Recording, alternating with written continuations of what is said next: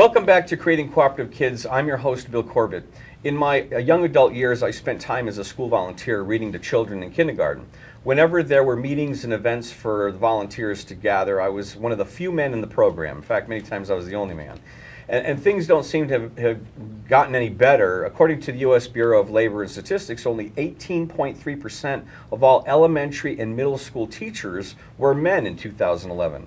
With me on the show today are two men who hope to inspire more young men to consider entering the teaching profession in some capacity. Dennis Fenton has a bachelor's degree in elementary education and a master's in school counseling. He has been actively working in the field of education since 1973. Robert Chasen has a bachelor's in accounting and a director credential and a child development associate certificate. He has been working in the early childhood field for over 7 years. Welcome to the show, guys. Thanks for taking time out and nice coming to be here. All right, so because of the statistics, because of the situation that the two of you have spent so many years in, and I've seen a little bit in what I've done with kids in education, we need more male teachers. So what I want to do is talk about why.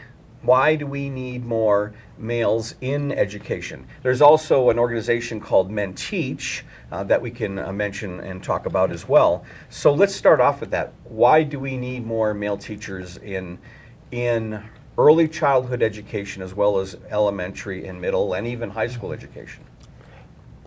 In early education and care, you know, there's a lot of barriers that go along with it.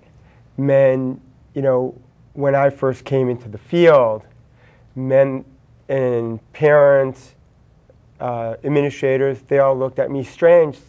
It's like, why would you want to come here? And because part of it is media, where you still hear about men, whether it's abuse or the thought of a man changing diapers, or men are not thought of as being nurturing. And I have two children of my own, and when I explain that to parents about it, they, you know, it takes a little bit to get their trust. And the way I do that is I stand in front of the door and I start talking to them about the things that a man can do. Dennis? Yeah, Bill, I think we need more men in education to be positive role models for the kids. Oftentimes they're coming from a single parent home, or oftentimes dad is working 70 hours a week, and they don't have enough interaction with men, positive interaction, where they can feel comfortable. There is, unfortunately today, the misconception that men could possibly be harmful, and that, you know, don't talk to that stranger, or that type of thing. And I think it instills a little paranoia early on, and when you do not have very many men in education, people will automatically say, well, gee, what's the matter with that guy? Why is he in education? You know, what's his motive? How did he get there? I just wish that we could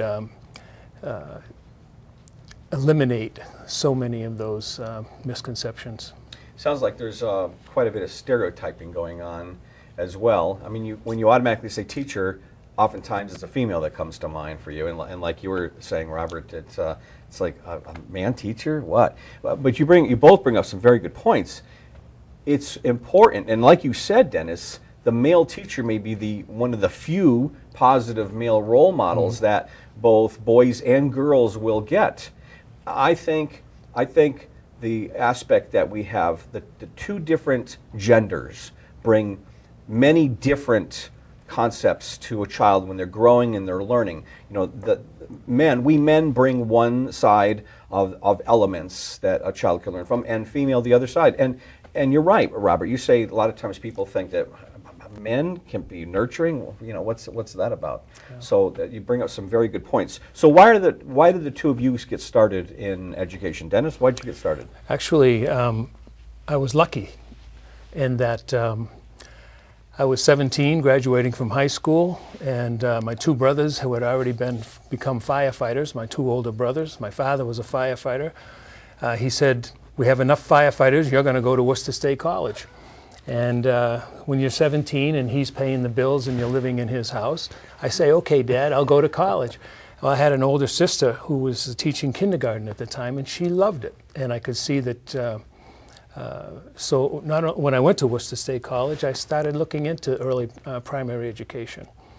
I guess I was the only one to be that lucky, because I wound up being the only guy in elementary education. In fact, the first guy to graduate from Worcester State College, which is now Worcester University, with a degree in kindergarten primary.